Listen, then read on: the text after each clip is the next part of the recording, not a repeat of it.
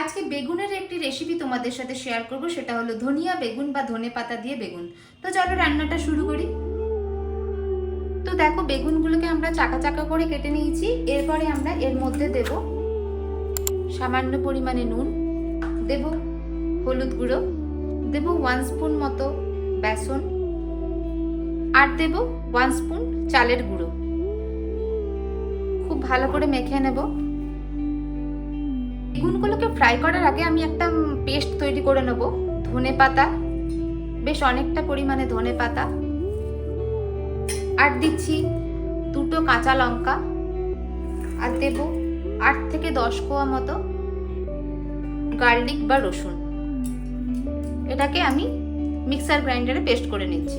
এরপরে আমরা বেগুনগুলোকে ফ্রাই করব বা ভেজে নেব।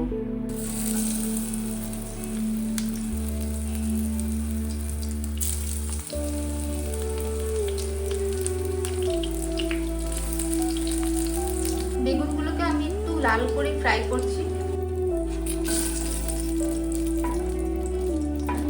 আমি এখানে পুরো রান্নাটা সর্ষের তেলে করছি, তোমরা চাইলে সাদা তেলেও করতে পারো। দিলাম সামান্য পরিমাণে কালো জিরে ফোড়ন। এরপরে ধনেপাতা, রসুন আর লঙ্কার যে পেস্টটা আমি করে রেখেছি সেটা এর মধ্যে দেব।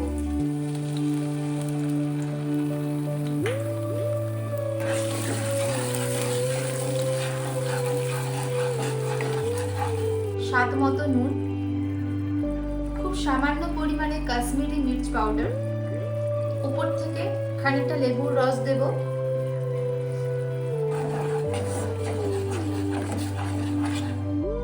এরপরে আমরা উপর থেকে দেব খানিকটা চাট মশলা। এটা তোমরা দিতেও পারো, নাও দিতে পারো। নেড়ে নেব। তো দেখছো, ভাজা বেগুনগুলোর উপরে আমি এই মশলাটা খুব ভালো করে দিয়ে দিলাম। তো তোমাদের রেসিপিটা কেমন লাগলো অবশ্যই আমাকে কমেন্টে জানিও।